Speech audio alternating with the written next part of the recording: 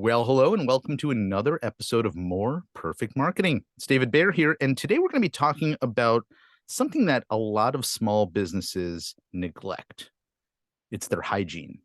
I'm not talking about their physical hygiene, of course. I'm talking about their email hygiene. And joining me to really help open up your eyes to this issue and how problematic it can be, and some of the ways to actually address it is Troy Ericson.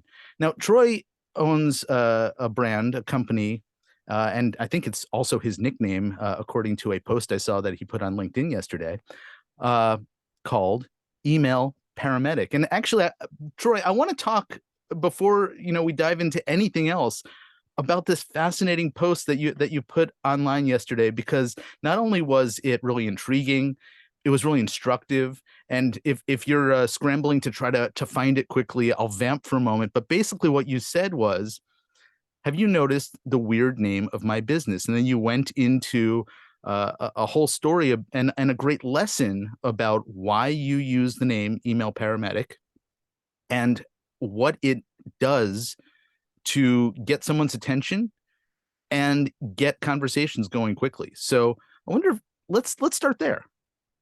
Awesome. Yeah, thank you, David. I appreciate it. Yeah, so email paramedic is something that was kind of born out of just trying a lot of different things within marketing.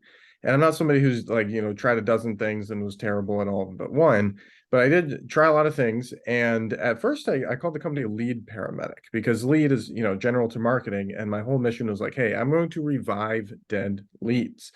And a lot of times people hear that, or I go to the bank and they're like, "Oh, you're a paramedic. Thank you for your service." And I have to explain to them a little bit like, "Hey, I'm not actually a paramedic or Vive 10 leads," and then they get it. But now that I've kind of switched over to email, because I started mainly in Facebook ads, and then a lot of my clients had issues turning the leads they got into customers. So I started focusing exclusively on email a few years ago. So now when I say email paramedic, it makes a little bit more sense to people. But I'm just reviving dead email lists. And I think it's just, at least to me, it's a clever hook and it makes more sense to people when they hear it for the first time, as opposed to lead paramedic. They think I'm like leading the medical industry or something like that. But yeah, there's just not a lot of people that focus specifically on driving more email revenue. So it was just a way to stand out a little bit. No, I love that, and you actually mentioned in this post the USP, unique selling proposition, sort of being baked into the name as well, which I think was a very smart approach, and clearly it's working for you because you get a lot of people asking a lot of questions of you. Yeah, thank you. It's interesting because I feel like it's the right combination of curiosity, but simplicity. So they're curious about the paramedic part, but at the same time, they hear it and they understand what's going on. So email paramedic in general, we're most known for deliverability, and we'll probably get into that with, getting out of the promo tab and the spam folder. But we also run email lists for companies. So when you opt in on somebody's website and they start sending you emails, if they're sending you bad emails you don't enjoy, that's not us. If they're sending you amazing, entertaining emails that you love reading and you're like, wow, I'm looking forward to the email today, that's us. So we do that. And then we have a certification program as well. But yeah, hopefully it's simple enough and curious enough for people to get into. So, okay, let's talk a little bit about the reviving dead emails, because I think that, to a certain extent, those of us who are spending all of our time in the marketing world, we understand this, right? Email is something that a lot of us dive into. We know the challenges with it. We know how incredibly effective it can be and still is, despite all of the noise of all the other things that people focus on. But there are baked in challenges when it comes to using email effectively and correctly. And I imagine most businesses, Main Street businesses certainly, not the ones that are focused with their entire business online, where email is at the core of what they do, but most of the real world brick and mortar businesses have no idea what shortcomings exist, and therefore, I said at the top of the conversation, they lack good hygiene because they don't know any better. So can you sort of paint the landscape for us? Yeah, when it comes to deliverability, so hygiene, like David said earlier, and kind of laying it out in simple terms is really just understanding that when you collect a lead, you do not have them forever. And sure, on your list, you have a plus because you own that lead as opposed to social media where you're really just renting that lead. Like you own it, but there's only a certain amount of time before that person either chooses to unsubscribe, maybe it's not a perfect fit, or maybe they've moved on to somebody else or their interests change. It happens all the time, and that's okay if it's for the right reasons. But a lot of times, people they won't unsubscribe, they'll just stop opening. And if you keep emailing that person for months and months and months after they've stopped opening, Gmail and Yahoo and Hotmail and all the inbox providers, if you don't keep your list clean and remove people that haven't opened in several months, they're going to punish you for that because they know that you're not supposed to be doing that, right? Like it's good practice to only send to engaged users. So over time, if you don't clean off your list, your open rates are going to dip down, your engagement's going to dip down, and Gmail is going to say, well, guess nobody wants to read these emails anymore. And then you get put into the spam folder or the promo tab. So always remember that quality is way more important than quantity. Now, as far as revival goes, the reason I like to talk about that is because the phrase dead list is brought up a lot. And that's why, we use the word paramedic, and just helping people understand, like, yes, quality is more important than quantity, but there are a lot of things you can do to get subscribers back. And obviously, first thing is, fixing deliverability problems, because if you have problems, your emails are going to spam or promo, people aren't going to see them. And if they can't see them, then it's going to be months and months and months since they've opened, and you're either going to keep emailing them, they're never going to open, or if you're using list hygiene like we talked about, they're going to get kicked off, and then you could have retained them if your deliverability was better. So that's kind of like another perk of our service. Not only do we increase your open rates and sales, but we also help you grow the active portion of your email list. And I know people love talking about growing their lists because that's one of the top questions I get asked. So hopefully that's a good overview of revival. Yeah, totally. And that's interesting, sort of the technical piece that happens, when people are not actively engaging with the stuff that's being sent. Ultimately, it starts getting filtered into a different direction and can be problematic for the business. So I'm curious. I've have an email service provider, and they have make it really easy for me to run a list of non-opens in the last fill in the blank. I think their default is 90 days. And to then make a choice about what do I want to do, segmenting those groups of people off. I have several choices. One is, just get rid of them completely. Another one is probably something that you recommend doing. In fact, I know you do because I've seen you teach this, is to find attempt to re-engage them in one way or another. Can you talk a little bit about, what sort of the do's and don'ts there? Yeah, certainly. So, starting off, like you said, it's deliverability. And the first thing you want to do before you even try to re-engage somebody is just get an idea of like where you're at right now, so you know how many people this might be affecting. So, the fastest thing to do is you go to all the regular like inboxes, like I said, Gmail, Yahoo, Hotmail. You can just pick Gmail for now, and you just go open a new account. And don't use like a current account you have because that's influenced by your opening habits. So if you keep opening, you're going to be more likely to inbox into your own account. So you just go make a new Gmail account, takes like literally 30 seconds, and then send a test email from your ESP, your email service provider. So I use ActiveCampaign, maybe your own Klaviyo, MailChimp, whatever. Just send a test email to your new Gmail account and then just see where it lands. You're either going to go to the primary tab, the promo tab, or the spam folder. Obviously, you want to be in the primary tab. Promo's not good. Spam is really bad. Um, so we can get into like how to fix that here in just a moment. But as far as revival goes, once you have the deliverability taken care of, I usually like to send an email to not my entire inactive list. It kind of depends how big it is. I probably wouldn't do more than maybe 5 or 10,000 at a time. It depends, how many you normally send to, right? So like if your regular broadcast is only going out to 5,000 people, don't send a re-engagement email to like tens of thousands of people. You want to keep it roughly at the same number. So if you're normally sending 10,000 emails a day and you want to send a re-engagement email to your inactive portion, and you have roughly 10,000 inactive people, that's fine. You can go ahead and send that one email because it's roughly the same size.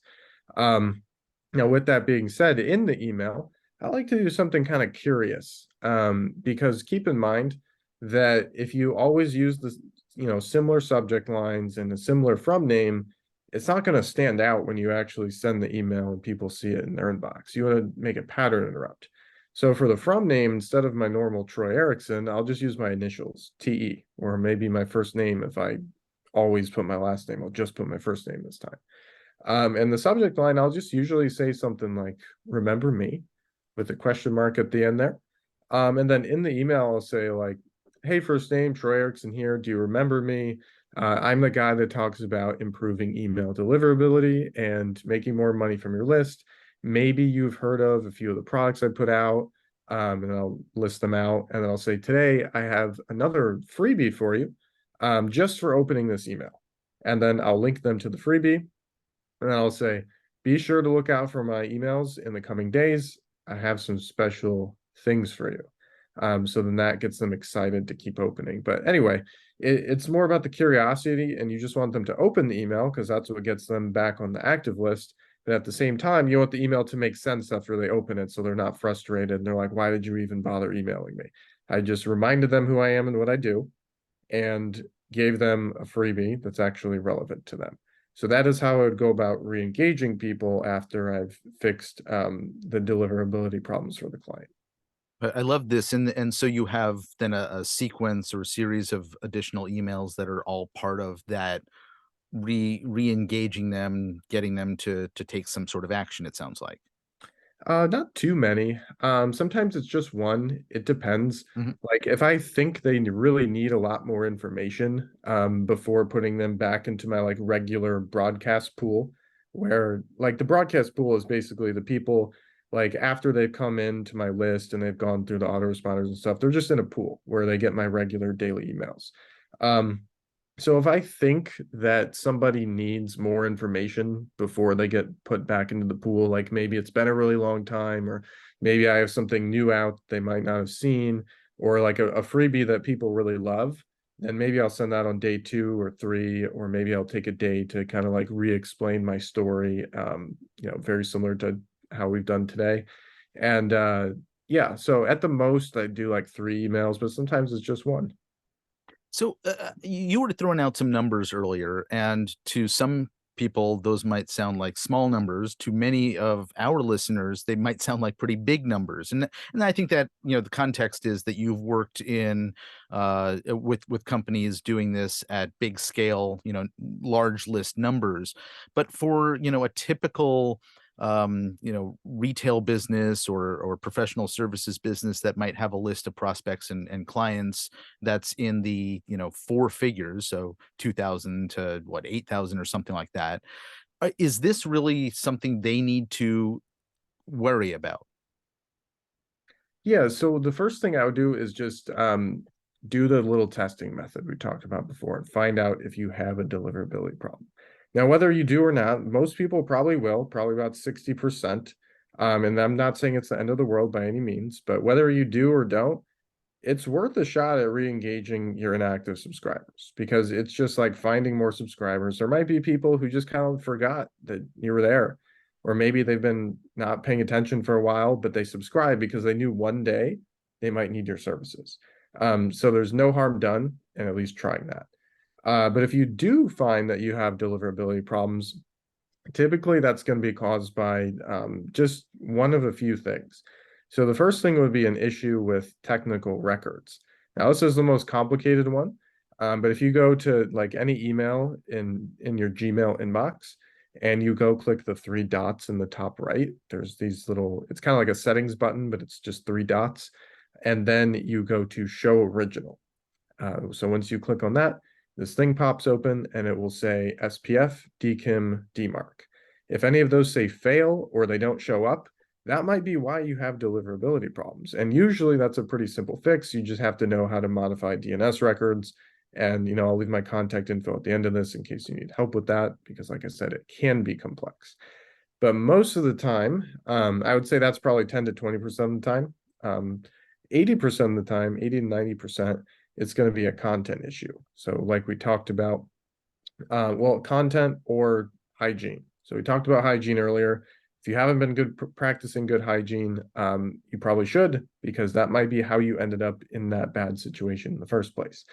As far as content goes, it's just about making sure that your emails are just really, really, really giving value to people. And I know people overuse the word value, but if you were a subscriber on your own list and you are your target market, be honest with yourself. Would you enjoy receiving your own emails?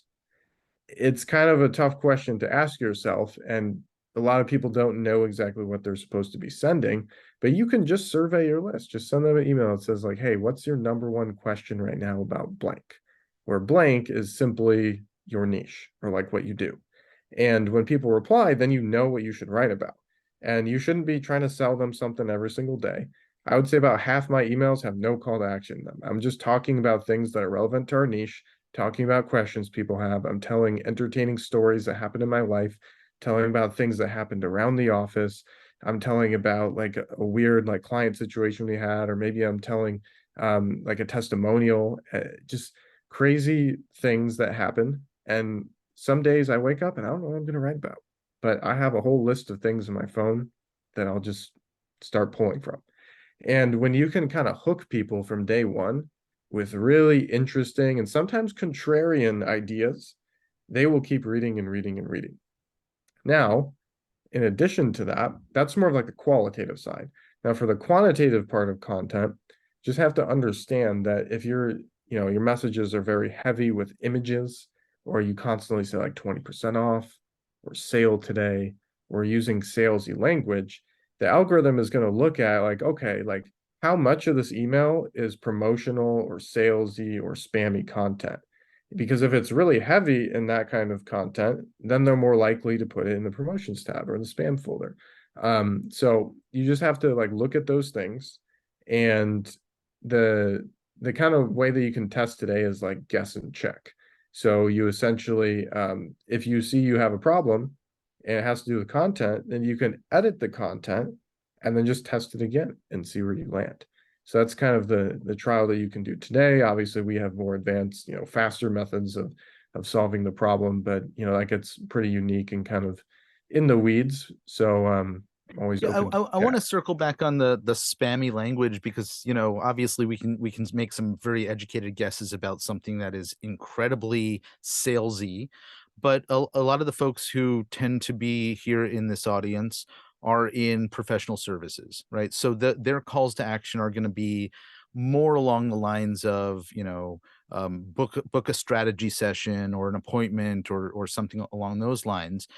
Or I've seen many of our folks use the Dean Jackson signature, with the when you're ready, here's a few of the different ways I can help you with regular links.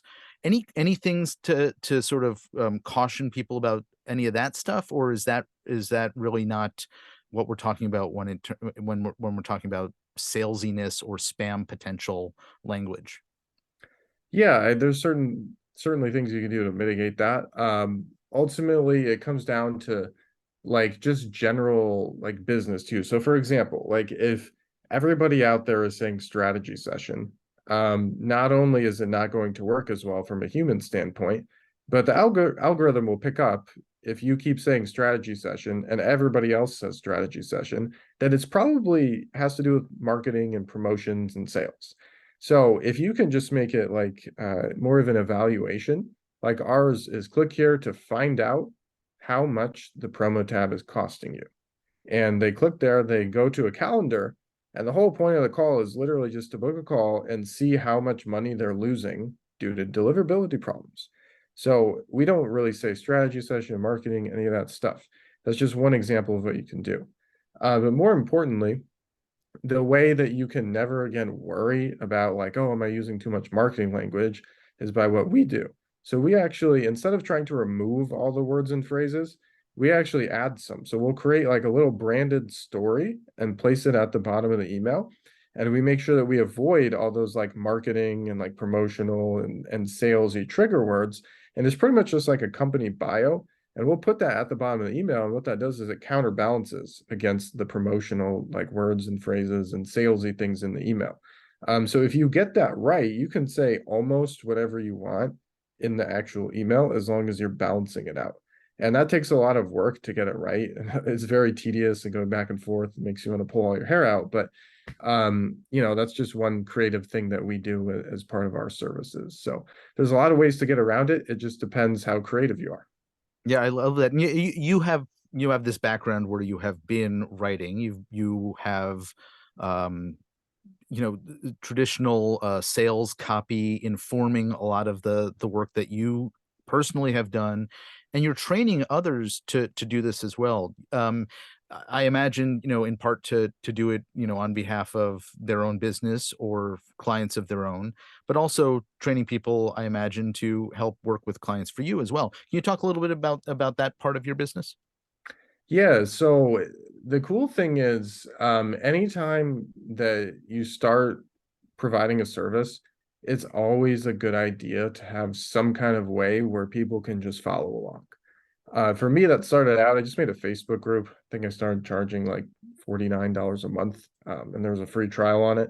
And I was just like, hey, I'm going to share all the things I'm doing with my email list management clients, whether that's deliverability, whether it's coming up with content ideas for daily emails, whether it's like what time to send the emails, like how they should go out, best strategies, and a whole bunch of other ways to make more money that most people have no idea about.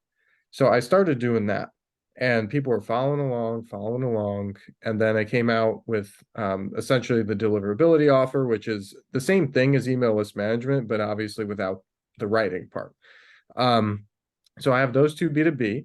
And then I thought, you know what? Like, I don't like this monthly coaching program thing because people, they come in, they come out, and the content wasn't organized really at all. It was just kind of a random assortment of videos.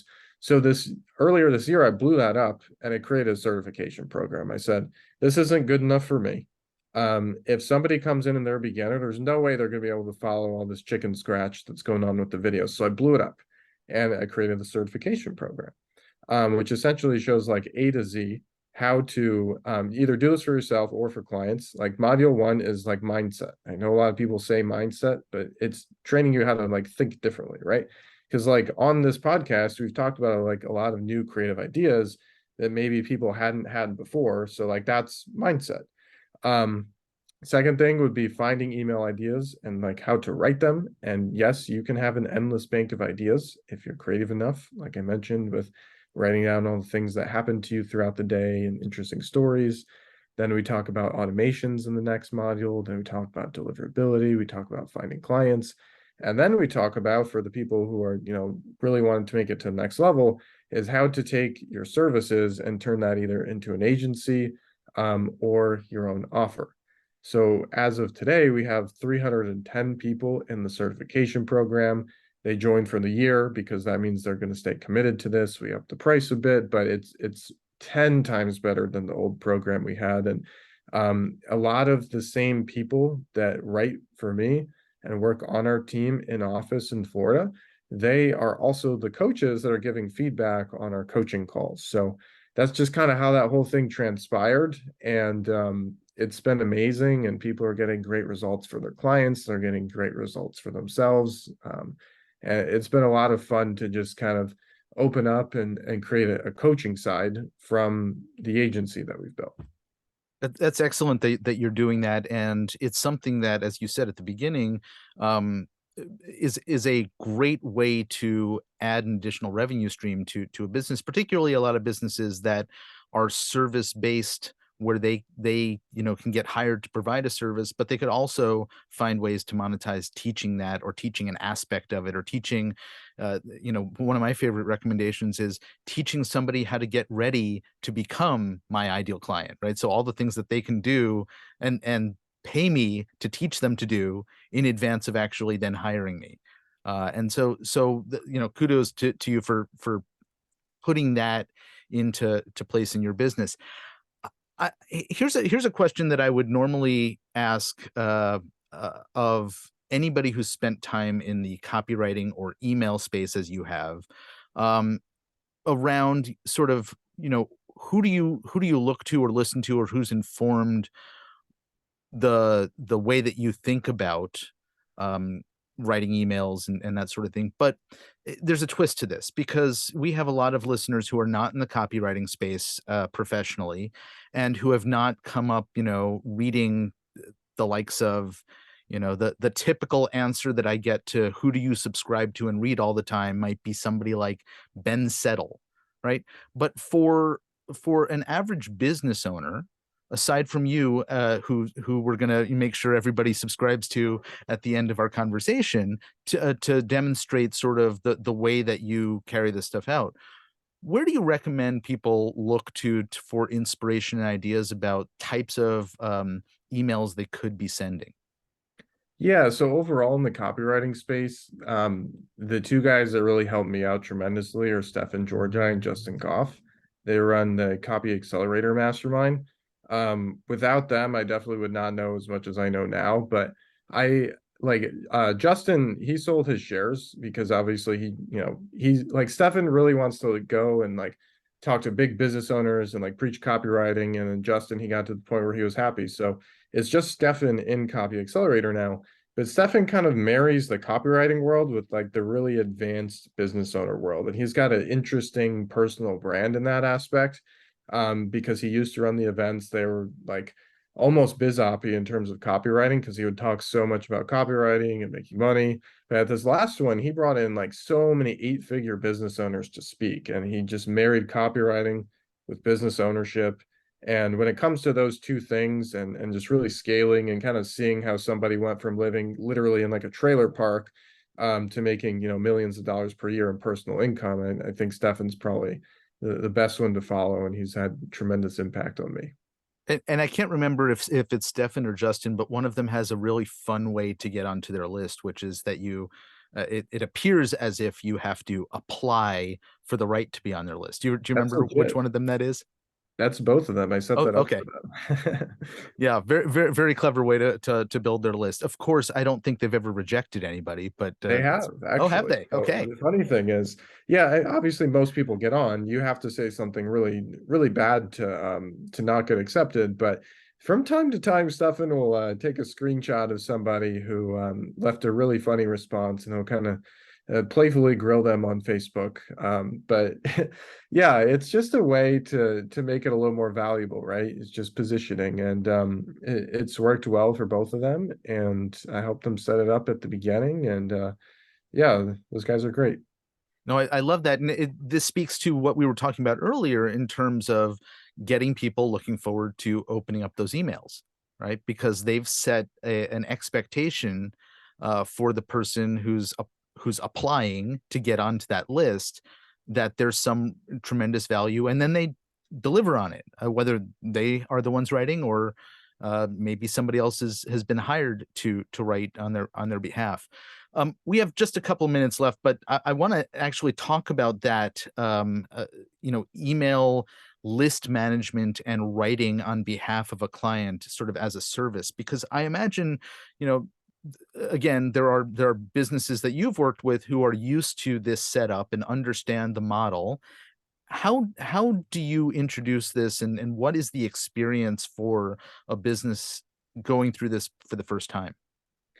Yeah, so if it's the very first time, it's just understanding that email marketing comes down to creating a high ticket offer and just putting it in front of your most interested people, because people on your list are going to be more interested in the people on Facebook, Instagram, TikTok, wherever, because they've chosen to go another step forward with you. So being able to talk to those people and literally just make a Calendly account. And if you're brand new, hopefully most people have a calendar already, but that's okay. If you're brand new, you just make a Calendly. And if you tell entertaining stories that are relevant to your business, and maybe 2 or 3 times a week, put your Calendly link in them, as long as you're growing the list and feeding new leads, it's really hard for you to not convert some of those leads into high ticket clients. It's just a numbers game at that point. Um, Now, if you're a little bit more of an advanced business owner, you may understand there's a little bit of a problem with the way that the copywriting world is done. And typically it's like you go hunt for a new copywriter, A lot of times they don't get the work done on time. They send it to you in a Google Doc, and then somebody has to edit it. And then somebody else goes into the ESP and clicks send, and that person doesn't understand deliverability, and neither does the copywriter. Nobody's bringing strategic ideas to the table. So what I did is I just wiped out all those problems. I said, okay, an email list manager is somebody who's good at copywriting, they're good at strategy, they're good at deliverability. So all you have to do is just give them basically access to send the emails from your ESP. So they just write the email, they send it, they make sure it inboxes into the primary tab, and they take care of all this like back and forth communication between people who are asked to do things outside of their expertise. So a list manager is just somebody who solves that problem. We didn't invent email list management. The term's probably been around, for 10 or 15 years, but we definitely popularized it. And we're just creating, the world's best movement of list managers. And I like to say we're the best. And then we also have a lot of students in our certification program who are pretty dang good too. That's an awesome answer, and I wasn't even really thinking about the role of list management in solving some of this problem. So that's great. I promised folks that they could learn a little bit more about you and start receiving emails to see the style that you write in as you've been talking about this. And you have something really great that you have put together to share with people to address questions and start a relationship with them through their email inbox. Can you tell us about that? Yeah, so I call it the email FAQ cheat sheet. So basically, as I mentioned earlier, I send out a lot of reply emails to my list and ask different questions. So a while ago, I spent some time saying, hey, what's your number one question about email marketing? So I took all the questions people replied with and that I've heard at events and online. I took every possible question that you have about email. I promise your question is in this document, and I put it at faqemail.com. So you can just go there and I will send you a copy of this answer cheat sheet. And it will help you tremendously and cut the learning curve down when it comes to email marketing. That's awesome. I've just signed up for it. I just received my delivery of that document, and I'm excited to dive in and learn a little bit more. So, Troy Ericson, this has been a great conversation. Thank you so much. Yeah, thank you for having me. I always like talking email and creative stories and things that are kind of off the wall. So I appreciate it. Indeed. Well, I'm looking forward to seeing you in the inbox. And in the meantime, folks, if you know anybody who can benefit from listening to the conversation you've just listened to, please by all means share it. This is David Baer, and you have been listening to More Perfect Marketing. Take care, and we'll see you back here next time. Bye-bye.